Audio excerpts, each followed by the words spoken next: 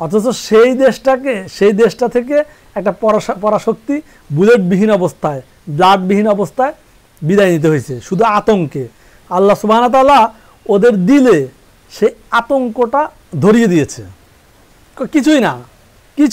কিছুই ছিল না, অথচ শুধু তাদের ইমানি শক্তি থেকে আল্লাহ সুবহানাহু ওয়া তাআলা খুশি হয়ে এই পরাশক্তির দিলে মানে ভয়ের এই তাড়না তৈরি করে দিয়েছে। আসসালামু আলাইকুম রহমতুল্লাহি ওয়া বারাকাতুহু। প্রিয় দর্শক, আশা করি ভালো আছেন। সকলের কথা ইউটিউব চ্যানেলের শুভেচ্ছা।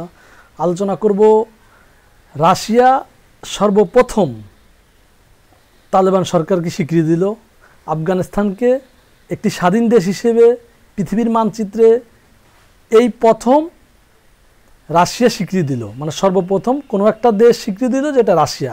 আলোচনা করবে এই বিষয়টা নিয়ে।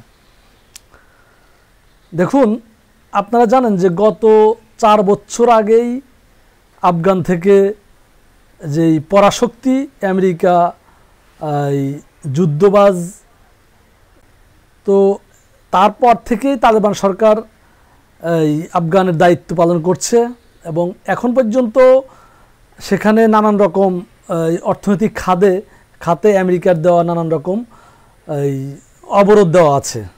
তা সত্ত্বেও দেশটি নিজ ক্ষমতায়, নিজ উদ্যোগে পৃথিবীর আলোচনায়, পৃথিবীর সকল ক্ষেত্রে, অর্থনৈতিক ক্ষেত্রে এবং কি সকল ক্ষেত্রে আলোচনায় রয়েছে দেশটি। এই অবরোধের মধ্য দিয়েও দেশটি কিন্তু তাদের অর্থনৈতিক কর্মকাণ্ড থেকে শুরু করে সকল কিছু ঠিকঠাক মতোই চালিয়ে যাচ্ছিল। তো যাই হোক, সর্বপ্রথম রাশিয়া দেশটিকে স্বীকৃতি দিল। আশা করি এরই ধারাবাহিকতায় অন্য দেশও এই পথে হাঁটবে, আমরা সেটাই চাই। আপনারা লক্ষ্য করলে দেখবেন যে আফগানিস্তান পৃথিবীর এমন একটি দেশ যেখানে যুগের পর যুগ, শতাব্দীর পর শতাব্দী পরাশক্তিরা জগদ্দল পাথরের মতো চেপে বসে তাদেরকে নির্যাতন করেছে। তাদের যুদ্ধর ইতিহাস অনেক লম্বা। তারা কাউকে কোথাও হার মানেনি। হার না মানা এক জাতি হলো আফগানিরা। তো আমেরিকা হলো পৃথিবীর এমন একটা পরাশক্তি যা পৃথিবীর একদম শীর্ষস্থানীয় একটা পরাশক্তি, যাকে পৃথিবীর সবাই কাউন্ট করে, যাকে পৃথিবীর সবাই গুরুত্ব দেয়। অথচ সেই পরাশক্তি, সেই শক্তিটা আফগানে কোনো রকম রক্তপাত না করা অবস্থায় তাকে ফিরে যেতে হয়েছে শূন্য হাতে। এটা কি ভাবা যায় যে একটা পরাশক্তি একটা দেশ থেকে বিদায় নিল? মানে এখানে আল্লাহর সাহায্যটা আমার কাছে মনে হয় যে এই মানে একদম আল্লাহর সাহায্যটা প্রকৃত অর্থেই ধরা দিয়েছে। কিভাবে? মানে এটা কিন্তু ভাবার সুযোগ নাই যে এত বড় একটা পরাশক্তি দেশ এই দেশটাকে এতদিন জিম্মি করে থেকে সে খালি হাতে বিদায় নিবে। দেশটা কিন্তু খালি হাতে বিদায় নিয়েছে। মানে সেখানে মানে আফগানিদের ইমানের শক্তি ছিল এমন যে আমেরিকা বিদায় নেওয়ার আগে তারা কোনো এক, কি বলবো এটাকে আমি, মানে তারা এই মনে হয় যে ভৌতিকভাবে এই মানে আসমান থেকে মনে হয় যে কোনো মেসেজ পেয়েছে যে এই কিছু একটা আসছে বা কিছু একটা হচ্ছে, মানে তাদেরকে মানে তারা ধ্বংস হয়ে যাবে বা তাদেরকে ধ্বংস করে দেওয়া হবে। এই প্রেক্ষিতেই তারা পালালো। এই পালানোর ছবি কিন্তু আপনারা দেখেছেন যে সোশ্যাল মিডিয়া তারা বিমানের পাখা ধরে, বিমানে ঝুলে, মানে অ্যাজ সুন অ্যাজ পসিবল, যত দ্রুত সম্ভব পালাও। ভাবা যায় পৃথিবীতে আফগানিস্তানের মতো দেশের কাছে আমেরিকার মতো পরাশক্তি এইভাবে পালায়ন করবে? এটাকে আমরা ভাবতে পারি? পৃথিবীতে সেটা হয়েছে। ইমানি শক্তিটা কেমন আফগানে দেখা যায়, আফগানের মুসলমানদেরকে ভিতরে দেখা যায়। আসলে পৃথিবীর অন্য, আমি একদম ফিলিস্তিনি বলি আর যেখানেই বলি, পৃথিবীর আর কোথাও এখনও আফগানে যে শরিয়া ভিত্তিক সমাজ ব্যবস্থা রয়েছে এখন পর্যন্ত, মানে খেলাপথের কথা আমি নাই বললাম, খেলাপথটা ওইভাবে নাই, কিন্তু শরিয়ার যে চর্চা আফগানিদের ভিতরে রয়েছে সেটা কিন্তু পৃথিবীর আর কোথাও নাই। এবং কি সেই ফলটা তারা পাচ্ছে। আফগানিরা একটা সুন্নতকে যত গুরুত্ব দেয়। এখনও দেখেন তারা সেই সাহাবীদের মতো মাঠে ময়দানে গাছের নিচে গাছের ছায়ায় বসে তারা আলাপ আলোচনা করতেছে। তাদের পাগড়ি, তাদের মেসওয়াক, তাদের দাড়ি, তাদের জুব্বা, মানে আমরা তো মডার্ন ইসলামিস্টদের ভিতরে দেখি পৃথিবীর বিভিন্ন প্রান্তে এরদোগানের কথা বলতে পারি, সাদ্দাম হোসেনের কথা বলতে পারি, লিবিয়ার গাদ্দাফির কথা বলতে পারি।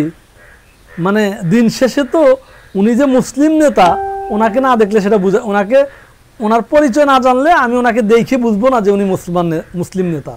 কিন্তু আফগানিদের ক্ষেত্রে কিন্তু ব্যাপারটা ঠিকই ভিন্ন।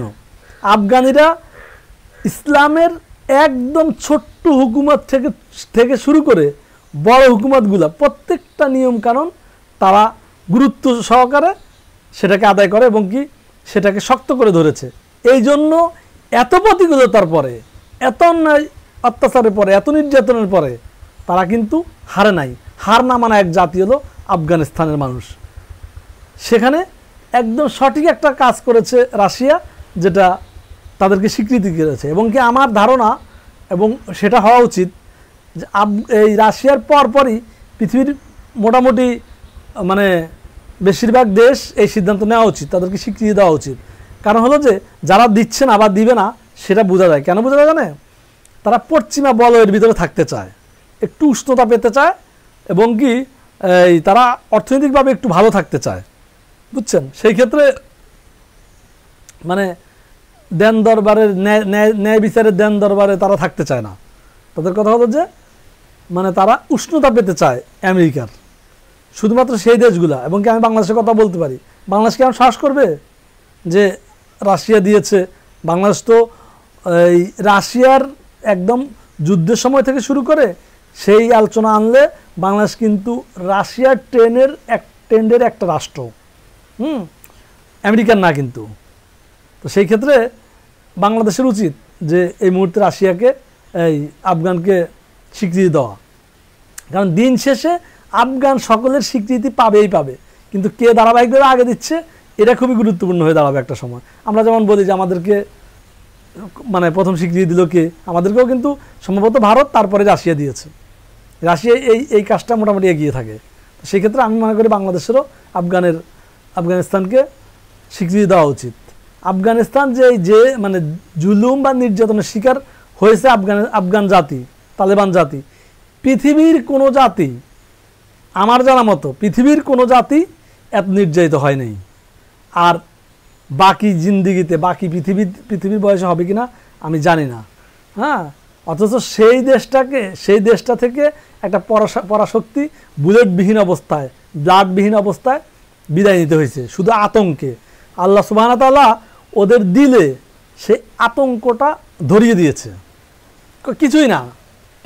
কিছুই ছিল না, অথচ শুধু তাদের ইমানি শক্তি থেকে আল্লাহ সুবহানাহু ওয়া তাআলা খুশি হয়ে এই পরাশক্তির দিলে মানে ভয়ের এই তাড়না তৈরি করে দিয়েছে, যাতে করে শুধু পালাও পালাও পালাও, পিছু ফেরা যাবে না। এবং কি আফগানে যারা যেসব তালেবানরা এই আমেরিকান পন্থী হয়েছিল, তারাও কার আগে কে পালাবে এই চিন্তা করেছে। তো যাই হোক, এই আলোচনাটা সোশ্যাল মিডিয়ায় বেশি বেড়াচ্ছে, তো আপনার সাথে এই ভালো লাগা আলোচনা করলাম আর কি, যে আসলে